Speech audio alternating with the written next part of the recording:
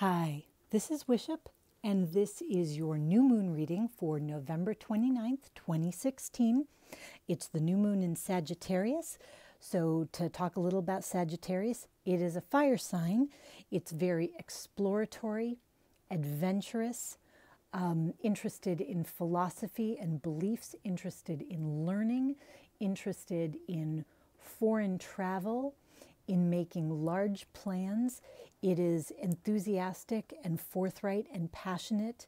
It's truthful and cheerful, and also guides things like writing and higher education.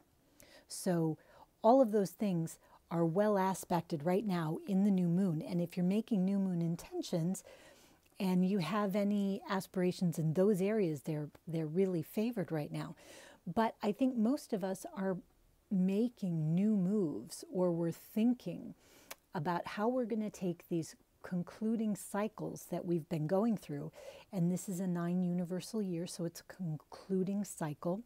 And actually, the Leo King, I don't know if you watch him, but he just did a video on the 2012 to 2016 cycle, basically getting through all the Scorpio energy, which you might be interested in. Anyway, I think a lot of us, whether or not you're interested in that, have this feeling that you've been through something and you've learned some difficult lessons and you've gone through some big changes. Some of them you may have caused, some of them have happened to you, and that you have this hope for a new day. And this new moon in Sagittarius really has that sunny, beautiful energy. And it's funny to say that because it's raining outside here. And this reading is going to be full of water. And I know that because I've tried to record it a couple times previously. So let me jump into it and see if I successfully get it done this time. Okay, the central card here is dog. So in Lenormand, this is somebody faithful and true. Because it's the central issue, and I'm doing this as a reading for all of us, I would say this represents us. It is very humanitarian, just like Sagittarius. Sagittarius is innovative and humanitarian in the fire sign. Dog is related, in my understanding, to Aquarius, to the 11th house, which is innovative and humanitarian in the air signs. So this is a need to decide what you want to be loyal to, what parts of your past you're being loyal to, which parts you're getting rid of, because we can't get rid of all of our past, because if you got rid of every bit of your past, you couldn't even understand the language that I'm using for this video. So, none of us get rid of all of our past, but there are pieces of it you may be ready to put in the rear view. But this card seems to indicate to me an opportunity to raise your game. If you look at this dog, he's kind of a best in show kind of a character. So he's raising his game in service. He's doing it in service to things he wants to be loyal to. So I think that's a good way to think about it. In the past, we've got the house. Now, the house, in terms of astrological correspondences, which not every Lenormand reader uses by far, so, but I do, is very Cancerian. So we have a water sign there. We have the sign of emotional security. We have this feeling of the cradle that we come from. The sign of Cancer is also known as the manger. So it's where you come from and your foundation. So your family or your close circle of friends, the place that you grew.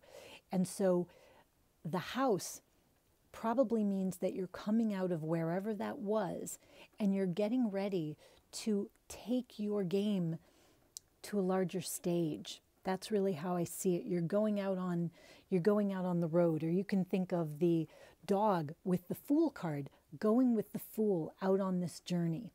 So you're leaving the comfortable perimeter of your smaller world, and you're going into a larger world, and you're going on an adventure, which is very Sagittarian, to be going on an adventure. So in this case, I see you could either be leaving a previous situation that's gotten too restrictive for you, that home could feel constricting or constraining, or it could have been a place that fostered you and that grew you into the person you are now, that is now ready to step out into a larger stage. So the card I got over here is woman. So the traditional Lenormand meaning for this is just a woman, and that's great. But because I do tend to get a little more, metaphysical and developmental with my stuff, I also associate this woman with Venus, the planet Venus. And Venus is, of course, a planet of love and money and personal value. So what I see is this raising of your game, this taking of your, the things that you're loyal to, taking that out on the road is leading you to greater love, to greater prosperity. But also, I noticed this woman is in white. This woman in white is, can be a symbol of, for example, a nurse. If we think of a woman in white, women in white have this sort of history with this sort of temple priestesses, these spiritual mothers. If we think of this woman who's in a lake, actually, as the lady in the lake, then she's a woman who gives the sword to Arthur. She's also the woman who's the foster mother for Lancelot. So she's this very nurturing character. So this is Venus in her characteristic as the Empress, this nurturing, motherly character. So this is abundant, but also very social, very friendly. So if I look at it this way, it looks like you're coming from a position where you either may have felt constrained or you've just outgrown it, just in the natural course of things.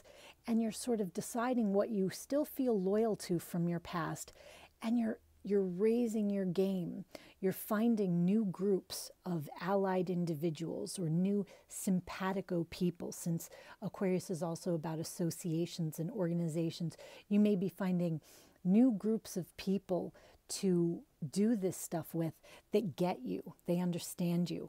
And it's leading you to a position where you not only can enjoy greater love and greater prosperity, but also enjoy the feeling of humanitarianism, of nurturing people, of helping people, of being a great force in their lives, which is everything Sagittarius wants to do. Sagittarius wants to gain wisdom in order to help people. It's never just for wisdom's sake.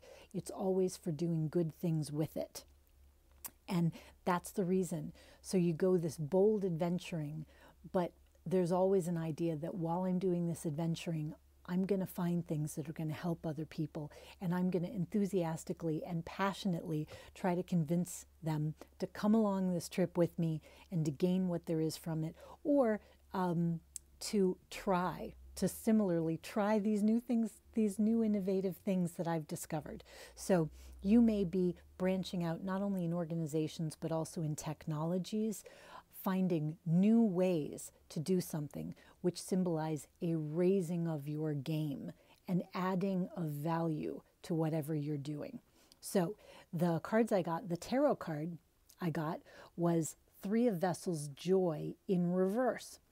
Now, I haven't said it here, but often I think of reverse cards not as no. Sometimes I think of them as not yet, as something that's coming but isn't here yet, and that's how I'm seeing this one. But often, for me, they serve as a look closer. Instead of taking it at face value, at my first thought, getting a reverse causes me to look more closely and see what it means. And what I looked at with this Three of Vessels, which of course the Three of Cups is a great card, very feminine, very watery, very feminine and watery. This is also a Cancerian card, very feminine and watery, is also that when I see the three women, I think of the three fates, I think of the 9 muses, I think of all these feminine characters who are abundant and helpful. But let's look specifically at the fact that this deck, the Wildwood Tarot, has cranes on it. Cranes are a sign of longevity. They do this special dance, and we're seeing sort of a hint of it here, this mating dance, and they mate for life. And cranes have lived in captivity up to over 80 years old, which is amazing. And in the wild, you know, they can live between like 30 and 60 years. So they are symbols of good luck, of prosperity, of longevity. And anything that is a symbol of longevity always becomes a symbol of wisdom.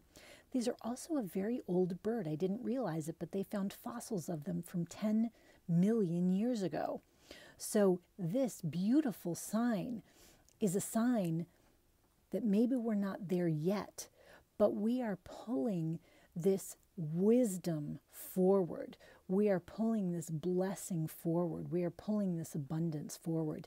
That's where we're going. Here's maybe where we are now, but that's where we're going. And it's a place of great health and longevity.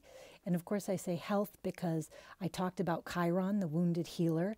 And Chiron, I don't know if I mentioned it in this take of the video, but Chiron is turning direct on December 2nd. And so his story becomes important because I believe that planets give you sort of a kiss hello or a hug goodbye on their way direct or retrograde or in and out of signs. It's sort of like there's extra oomph when they're making those changes. Because Chiron is about to turn direct, we're getting an extra dose of that wounded healer power, not only to heal ourselves and to look at our wounds, but also to become wise and, as they say, stronger in the places where we're broken. That idea that Chiron's wound caused him to become great. It wasn't the disruption of his greatness. In some ways, it was the making of him. And that is something that I bet we've all had experience with, where some tragic, difficult, awful thing you never would have wished on an enemy comes to you and in some way helps create the person you are.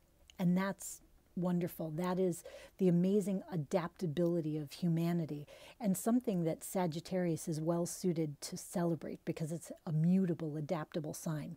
So I flipped a card from the Past Life Oracle because we've all been talking about what are we getting rid of and what are we holding on to and looking at issues from the past and healing issues from the past. And so what do I get? I get the health card. So I was like, okay, I get it. It's about health. It's about our physical health, but it's also about our spiritual health. It's about where did we come from and what do we want to cling to? And how do we take these lessons that we have learned and carry them forward to longevity for ourselves, to prosperity, into joy, into value, but also into helping other people, because that seems to be part of the whole package. We are going to get great things out of it, and we are going to be able to help other people too. That seems so clearly to be the message that if you've had health challenges that you have overcome, it may cause you to be inspired to try to share some of what you've learned with other people. If you've had health challenges that you have not overcome, this Sagittarius new moon might be a great time to signal upping your game in some area, a change of scene.